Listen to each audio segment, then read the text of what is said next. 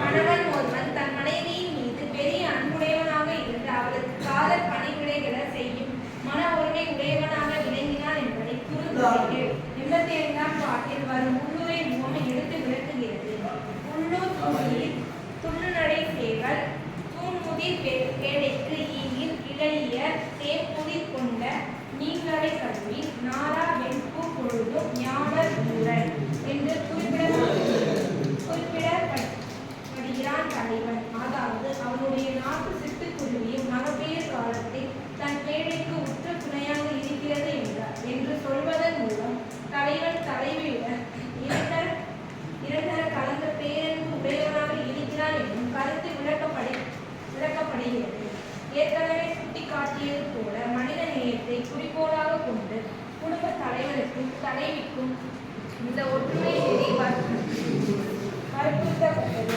இத்தகைய ஒற்றுமை இல்லாத குடும்பத்தில் இல்வாழ்வின் இன்றியமையாத கடமையாகிய விருந்தோம்பல் எப்படி தடுமாறும் என்பதை பிற்கால அவையின்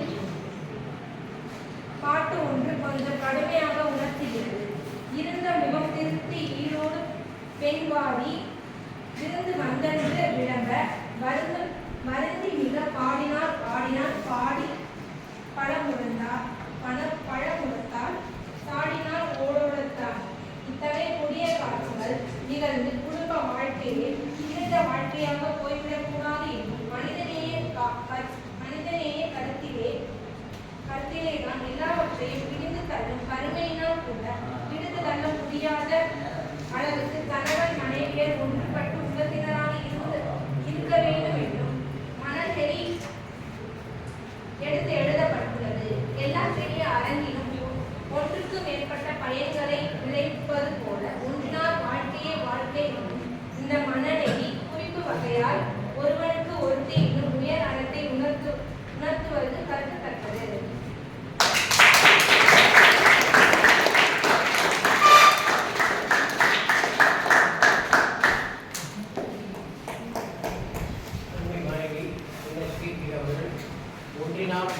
வாழ்க்கையை சங்க இலக்கிய கட்டுரையை மிக தெளிவாகவும் சுத்தமாகவும் வாசித்து வாசகத்தை சிறப்புற செய்திருக்கிறார். உண்மையிலே பாராட்ட வேண்டும். இன்றைக்கு நாம் வாசிக்கின்ற திறன் குறைந்து கொண்டே இருக்கிறது. எப்படி மனிதன் சுவாசிப்பு செய்கின்றானோ அதே போன்று வாசிப்பு மிக அவசியம். மனிதன் இறுதி வரை படித்துக் கொண்டே இருக்கிறது. இந்த உலகம் ஏதாவது ஒரு பாடத்தை கற்றுக் கொண்டே இருக்கிறது. கல்லூரியோடு நம்முடைய படிப்பு முடிவதில்லை. வாழ்க்கை முழுவதும் இந்த உலகம் ஏதாவது ஒன்றை கற்றுக்கொண்டு கொண்டே இருக்கிறது. அது இலக்கிய வடிவத்தில் புத்தக வடிவத்தில் கட்டுரையாகவோ இல்லை கவிதையாகவோ இல்லை நாவலாகவோ இல்லை சிறுகதையாகவோ வெளிவந்து கொண்டிருக்கிறது. உலக அனுபவங்களை மென்மேலும் பெற வேண்டும் என்றால் தொடர்ந்து வாசிக்க வேண்டும். வாசிப்பு எப்படி முக்கியமோ அது போன்ற வாசிப்பு மிக முக்கியம். அந்த வாசிப்பு திறனை கூட்டுவதுதான் தமிழ்துறையினுடைய பெரிய பங்காகும்.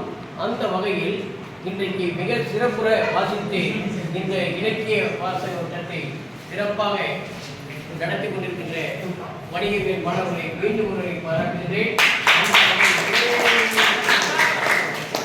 நிகழ்ச்சியை இறுதி கட்டமாக நன்றியுரை எவ்வள வருகிறார் ஜே.கே.பி. அவர்களை அன்போடு